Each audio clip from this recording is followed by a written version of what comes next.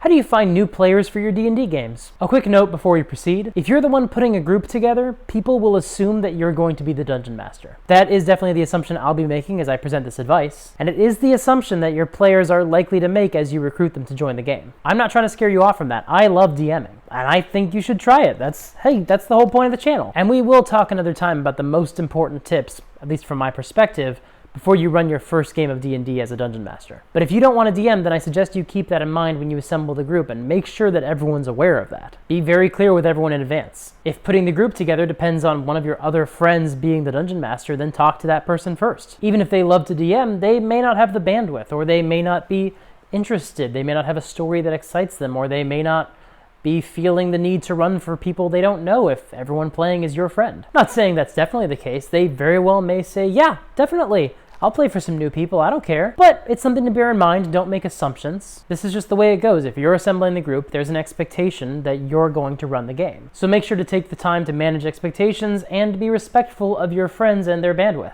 Honestly, that's always good advice, and it will always be relevant during your time as a D&D player or DM. Anyway, how do you find new people to play D&D with? Some of you might not have this problem right now. You have your group, you're all set, and you play regularly. You're one of the lucky ones. But some of us have gone through times where it is hard to find new people to play with, especially finding people who can play at the same time as us, and finding people that we enjoy playing alongside. And even if you have your group all set, you may sometimes need to find new players. Maybe someone leaves the group due to scheduling and you want to bring someone new in. Maybe the dynamic isn't working and you want to bring in some fresh blood or replace someone. Maybe one of your players has a new significant other who wants to try out the game, or a best friend who wants to join. So for those in need, here are a few tips. 1, we mentioned it before, but it's always relevant. Don't make assumptions. One of the most important things I have learned through many years of introducing people to D&D is that a lot of people don't know very much about D&D. Even though it's a ubiquitous cultural reference, mostly for nerds hanging out in their mother's basement, although that's starting to change a little, and it definitely has become a lot more popular in recent years than it ever was before. There are still a lot of people who, when you invite them to play Dungeons & Dragons, they won't know that it's not a board game or a video game. I mean, in fairness, it is also both a board game and a video game. There are versions of D&D across all media, so that's a reasonable conclusion to draw. The best approach when you run into someone who knows nothing about tabletop RPGs is to be positive. Don't criticize them for not knowing the details because they just haven't been introduced to them yet. It's likely that no one has explained the concept of an RPG to them, of a tabletop RPG. I'm going to say that again, because it seems so obvious to me, and yet there are so many people out there who just don't get it. If somebody doesn't know about the cool thing you like, don't talk down to them for not liking the cool thing you like yet. Tell them why you like the cool thing you like. And if they have misconceptions, don't judge them for that. It is not okay. This should not be controversial. Instead, sell them on the concept. Tell them that it's all about getting together with a bunch of friends, and that play is like a combination of playing a board game and doing improv with your close friends. I also heartily recommend comparing it to other media they might like. Hopefully you have some shared interests so you can use those as a jumping off point. Step 2, ease them into it. One approach to introducing new players to the game is to give them a player's handbook and just tell them to go and do their thing. While I have used this concept before, it usually works better for people who are already interested, and especially if they already kind of think that way. If they've played video games for years and they can grasp the similarities and they understand the language of the game, then sure, if you want, that might work. I would really only do this if they express interest. I've recruited a lot of people to a lot of games, and I can count on one hand the number of times someone has said, well, just give me the player's handbook and I'll just get to know it that way. That is a rare mindset, and that's okay, because that's not the best way for everyone to learn. Most people need to be onboarded and walked through the game a little bit. Thankfully, there are literally hundreds of thousands of hours of video of people playing and running the game online. So there are a lot of different ways people can be introduced to the hobby. True story, I used to tell my wife about things that happened on Critical Role. I would basically describe it to her like it was a story. And she would nod, and she would understand, and she would ask questions, but it didn't give her any interest in playing. But then she saw a video where the Try Guys played D&D for the first time, and suddenly she was asking more questions. Suddenly she was a little bit more interested. Because in this example, D&D was more laid back. It was a little bit less self-serious. So she started to ask, well, what would a character be like? What would that be like to make a character? Step 3, Don't start with Critical Role for new people. This may seem obvious to you, but it was not obvious to me, so I am hoping this advice is helpful to others. There's a lot of wonderful media out there that showcases D&D in action. They play it on Stranger Things. There are full episodes of the IT Crowd and Community that showcase the narrative power of D&D. There are recorded games that have been animated, like Harmon Quest. There are scripted animated series like The Legend of Vox Machina and the original Dungeons & Dragons cartoon from the 80s, which have very different audiences. There are countless podcasts and countless live streams that are wonderful at introducing the hobby to new people. But what I would not tell someone is that in order to understand D&D, they have to watch or listen to Critical Role. Getting into Critical Role is so daunting. I literally made a video about it because I don't think it's as easy to start as it should be. But also, even if you know where to start, it's intimidating. There's a lot of hours of content, and the DM and the players are so invested.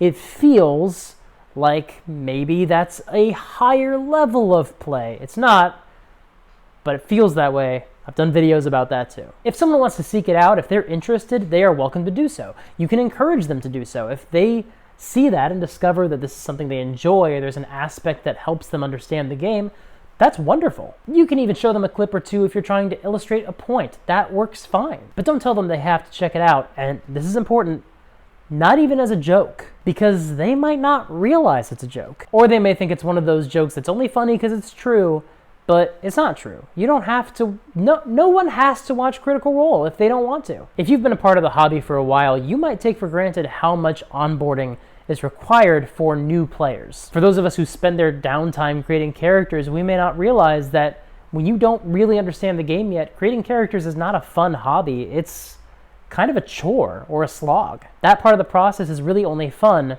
if you're already on board. They have to roll stats, they have to pick a class and a race and a background, and they may not even understand how some of that stuff will be relevant to the game. They have to come up with a name, which is hard enough for some people. They have to choose equipment, they might have to choose spells, and any step in that process can trip them up and intimidate them and stop them in their tracks, or make them lose interest. So giving someone additional homework, like go check out Critical Role, well, that can feel second nature to some of us gamers because we're used to that. We're in this hobby enough that giving someone a recommendation doesn't feel as daunting, even for something like Critical Role. But you should not take for granted that your players are going to have the bandwidth for that right now when they're just trying to understand the game and like what it is and what they do. Plus, not everyone enjoys watching other people play D&D. I think it's a ton of fun, but it's a very different experience from playing, and just because you like one does not mean you're going to like the other. And again, some of you may not even like Critical Role, so that advice is not that useful to you. But that's totally fine. But if you're like me, and it's second nature to go, oh, you know what you should watch?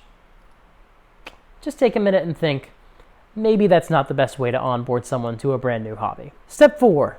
Do the heavy lifting. I mentioned it before that new players might be uncomfortable creating their own characters for the first time. There are 2 ways to handle this, and both of them have their pluses and minuses. One is to get together with one or several of your players and talk them through the concepts of character creation. Talk about the options, talk about what they mean. That gives you a chance to kind of give them a bit of an expectation. You can actually guide them through the character creation process and make sure you're there to answer any questions they might have. The other option is you just provide them with a bunch of options of pre-generated characters. You can ask your group in advance if they might have some preferences, and instead of asking classes, I find a good way to do this is to say, would you rather be good at fighting or good at sneaking, healing people, using magic to blow people up? Summarize the general ways you can approach the game and use that to kind of drill down on some more decisions. Then you can use those suggestions as a guideline, or you can just create multiple characters of multiple classes and just have them on the table when they arrive at the first game. Then they can just grab a character sheet and they're good to go. But either way, it is really important that you be there for them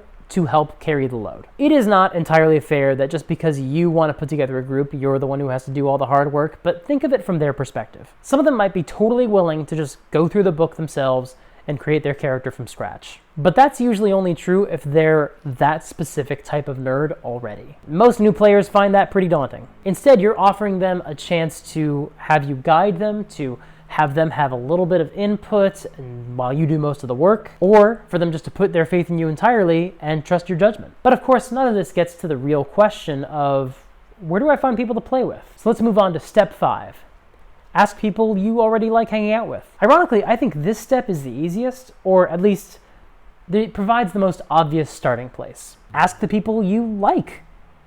and people you like hanging out with. If you have friends you like watching movies and TV shows with, or you share book recommendations, or even who you just like getting brunch with, you have nothing to lose by asking them to play. I found D&D can be a great way to strengthen my relationships with people who I'm already friends with, and it can build new friendships with people who you weren't quite as close with, or people you haven't spent that much time with lately. You can play with friends from other cities or countries by playing over Zoom or Discord. There are even websites where you can play on a virtual tabletop like Roll20 or Fantasy Grounds. But there is something you should know before you ask all your friends to play D&D with you. You can never be 100% sure that they're all going to get along. There's nothing wrong with that, especially if they've never played D&D together, because it's a social experience that is not like any other. And it will be a long time before you get really good at the skill of sizing up other people and figuring out what groups and what other players they might play well with. Eventually, this is something you'll be able to do. I've gotten pretty good at it, of being able to predict what's going to make a good group. But it's going to be a while before you have that skill. But if nobody you already know and like has agreed to play with you, and you've asked your friends to ask their friends, and still you've come up with nothing, well, thankfully,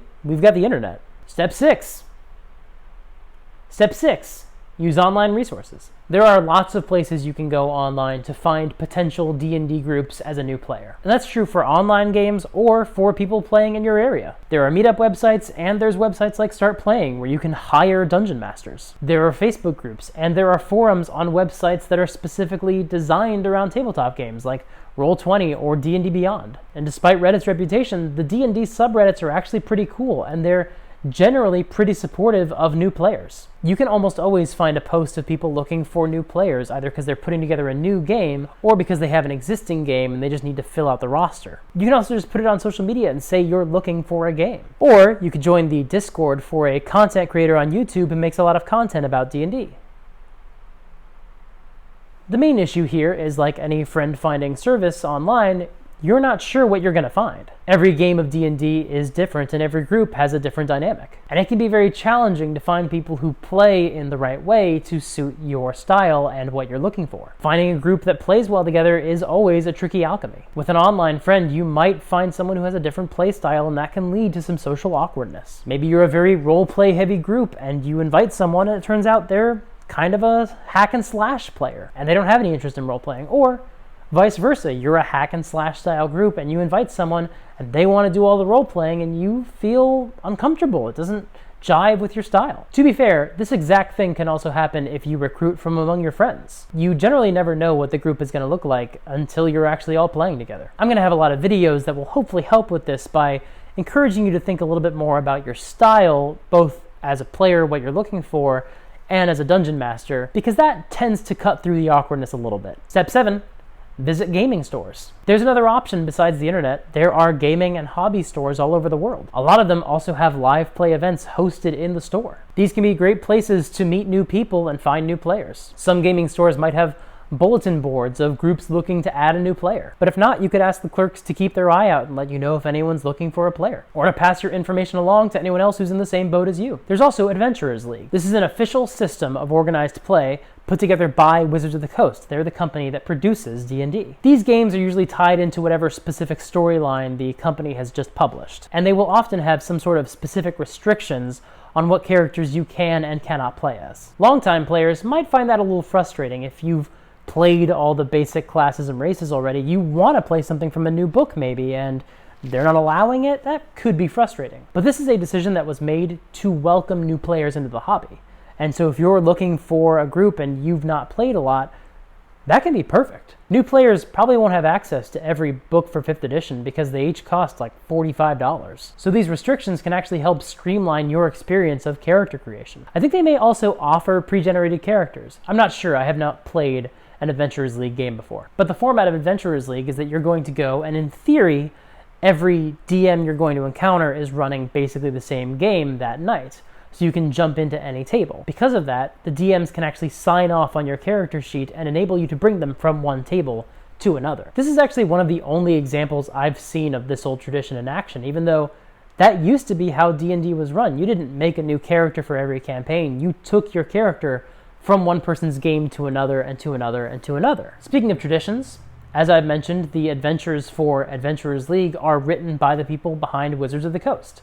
And they always tie in, or usually tie in, to whatever the big release is that they're promoting. And whether you play an Adventurers League or play one of these new releases, the effect is the same. It's a great way for you to get involved in the hobby and begin sharing stories that other people are also experiencing. And whether you play in the Adventurers League adventures or just buy one of the new books yourselves and run it or play it in your group, these can be really great for new players for two reasons. One, you can join the language of new D&D players who are all coming into the hobby at the same time and all playing the same set of adventures. The 5e adventures are all deeply tied into iconic D&D lore, so that improves everyone's literacy in the tropes and in the history of the game. That can make you feel really closely tied to the community. And it improves our collective shorthand as a hobby overall. Two, it makes it a lot easier for you to figure out the lore and figure out what to expect from the game and figure out whether it's right for you. These adventures have a lot of promotional material out there, so if you are interested in playing Curse of Strahd or Call of the Netherdeep